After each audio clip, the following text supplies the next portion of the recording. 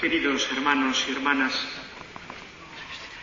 son 4 los elementos que configuran la liturgia de hoy, a los cuales yo quisiera añadir una breve reflexión. El primer elemento es la fiesta litúrgica que celebramos, la solemnidad de María, Madre de Dios. Quizá estamos acostumbrados a escuchar esta palabra. Nuestra patrona se llama Madre de Dios de Begoña, pero quizá no alcanzamos a comprender cuál es el significado profundo de llamar a María Madre de Dios.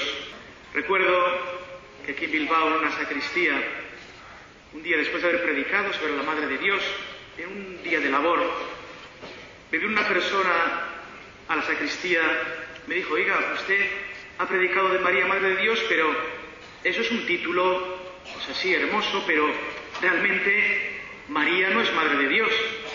Me decía esta persona, porque Dios no puede tener madre. En todo caso, María sería Madre de Jesús. Y me vino inmediatamente a la cabeza el Concilio de Éfeso, del siglo V, que trató justamente esa cuestión. Es lo mismo que el obispo Nestorio, obispo de Constantinopla, que provocó ese concilio en el siglo V, se puso en medio. Dijo: María no es Madre de Dios. María es Madre de Jesús. María es madre de su cuerpo, de la naturaleza humana, pero no podemos decir con verdad que María es Madre de Dios. Eso decía al comienzo del siglo V el obispo de Constantinopla, Nestorio. Es curioso que hubo 2 reacciones. Una desde el plano teológico, el obispo de Alejandría, San Cirilo de Alejandría, que dice: no, María es Madre de Dios. Y después explicaremos por qué. Pero otra que es muy llamativa, el pueblo fiel, el pueblo llano, que no sabía de teologías, que no sabía de cuestiones dogmáticas, pero le sonaba mal lo que decía Nestorio. ¿Cómo que María no es Madre de Dios? ¿Qué pasa aquí? No estamos de esto de acuerdo. Y el Papa, entonces, el Papa Celestino, convocó el concilio de Éfeso, que se celebró en esa ciudad el año 431. A Nestorio se le invitó a retractarse, pero Nestorio sigue empecinado con su teología. La escuela de Constantinopla: no, María no puede ser Madre de Dios, es imposible. Y Cirilo defiende su tesis y dice: María sí es Madre de Dios. ¿Por qué? Dirá Cirilo: porque la maternidad es algo que se refiere a la relación entre personas. María es Madre de Jesús, ciertamente, pero Jesús es el Hijo de Dios cuya persona es divina. Jesús no tiene persona humana, es una persona divina que en 2 naturalezas, la naturaleza divina es Hijo de Dios, que ha asumido la carne de María, pero la relación maternal se refiere a las personas. Por eso podemos decir que María es Madre del Verbo, por tanto es Madre de Dios. Y así lo sancionó el concilio de Éfeso el año 431. Y así lo sancionó el Papa de entonces, Celestino I. María es Madre de Dios, no solo Madre de Jesús. Es curioso cómo hoy en día, pues a veces siguen como aflorando cuestiones teológicas que están resueltas en los primeros siglos, sobre la divinidad de Jesucristo. Ya se definió el concilio contra Arrio, que decía que Jesucristo no tiene naturaleza humana, ya se definió como María Madre de Dios, ya se definió Éfeso.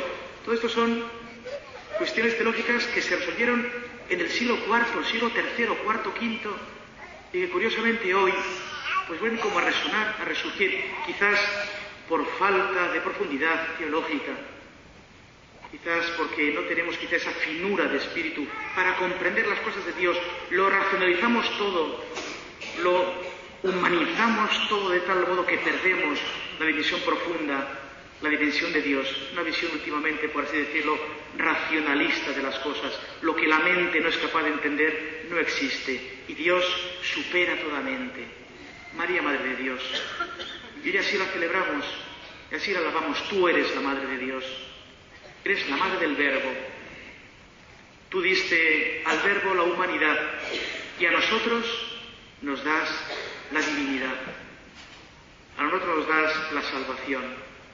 Y es la segunda cuestión que quería tratar. Hoy celebramos también la fiesta del santo nombre de Jesús. En la circuncisión, a los 8 días al niño se le pone el nombre. Tú te llamarás Jesús, que significa Salvador. Tú eres el Salvador. Él es el Redentor del mundo. Como decía San Agustín, qué desgraciados seríamos los hombres si Dios nos hubiera hecho carne, si Dios nos hubiera hecho niño.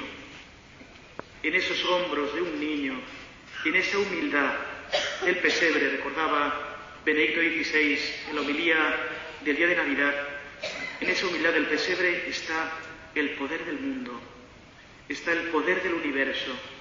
El poder no pertenece a los poderosos del mundo, el poder de Dios se revela en la humildad del pesebre, en la pequeñez de un niño, en la sonrisa de aquel portal.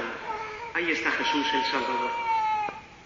La tercera cuestión que hoy nos reúne es la Jornada Mundial de la Paz. El año 68 fue instituida para toda la Iglesia esta Jornada Mundial, pedir por la paz. El Papa decía esta mañana, los cristianos no podemos resignarnos a la situación de violencia. Tenemos que comprometernos firmemente y seriamente contra toda forma de violencia, de coacción, de extorsión, porque la violencia y la guerra y el terrorismo maldicen a Dios y maldicen al hombre y violentan el santo nombre de Dios y violentan la dignidad del hombre. Por eso tenemos que pedir nuestro compromiso por ser constructores de paz, que anida ante todo en nuestro corazón y desde el corazón se va extendiendo a toda la sociedad. No podemos resignarnos a los estados de violencia, tenemos que edificar la paz.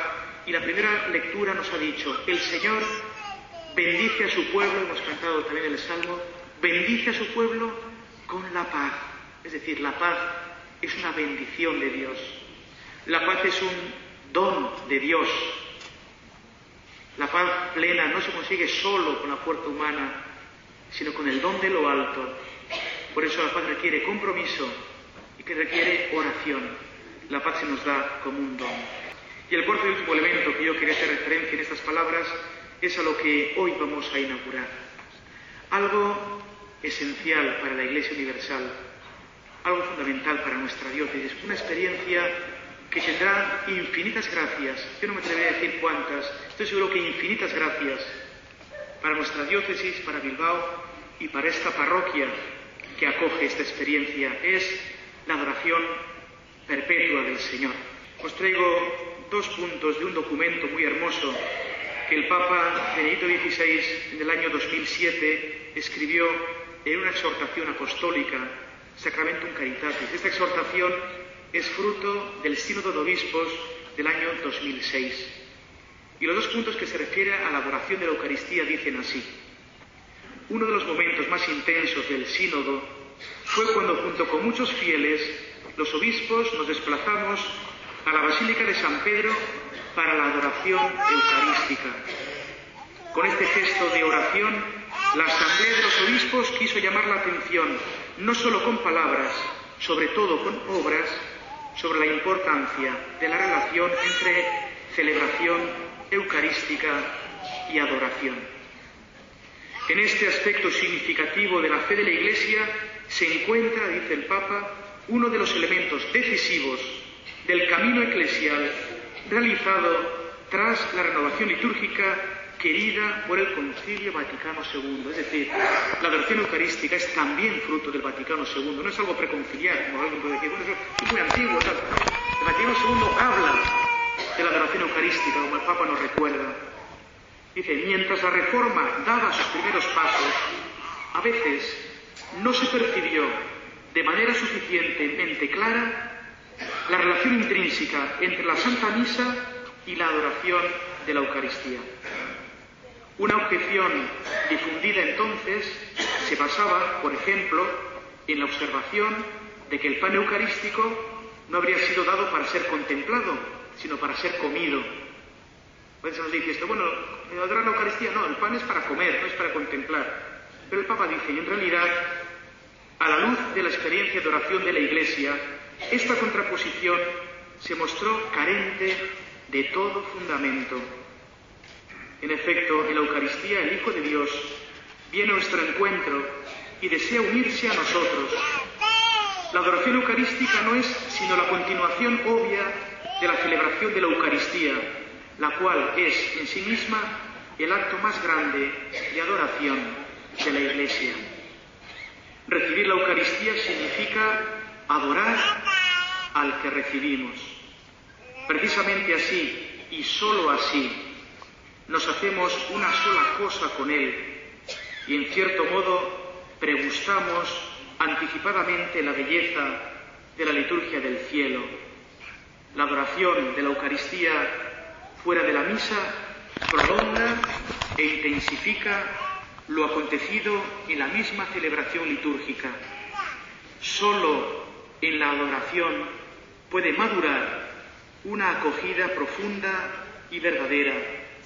Y precisamente en este acto personal de encuentro con el Señor madura también la misión social contenida en la Eucaristía y que quiere romper las barreras no solo entre el Señor y nosotros, sino también y sobre todo las barreras que nos separan a los unos de los otros.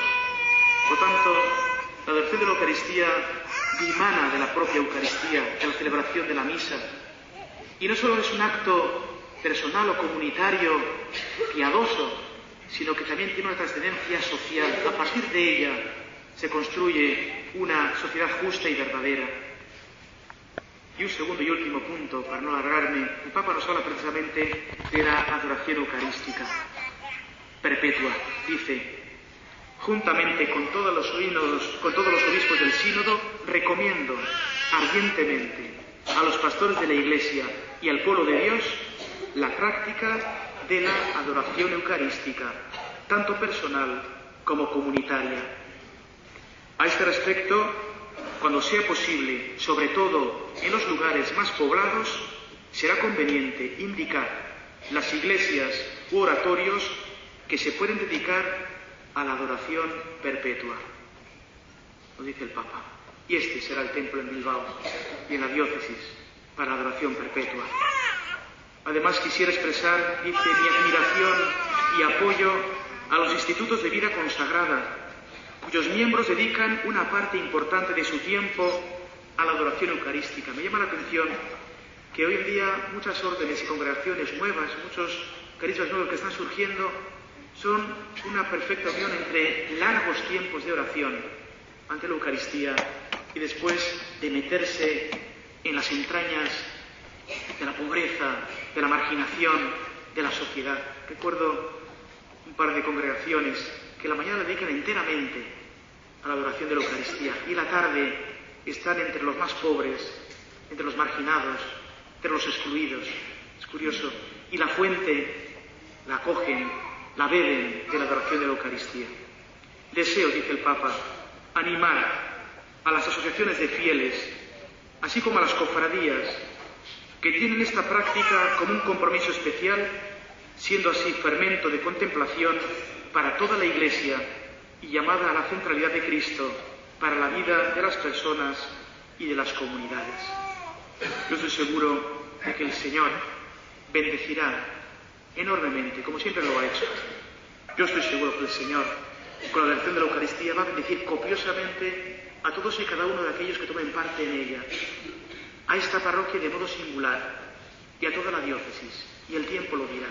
El Señor nos bendecirá copiosamente porque un minuto de adoración con el corazón delante de Él tiene para Él un valor infinito y el Señor se derrite, por decirlo de un modo coloquial, en bendecir a aquel que le dedica parte de su tiempo, que le dedica su corazón, que le dedica su amor. Ojalá cunda entre nosotros este coger fuerzas de la adoración de la Eucaristía, de la contemplación de la Eucaristía, para después ser fermento de paz, de amor y de promoción en todos los lugares y rincones de la diócesis, de modo particular en aquellos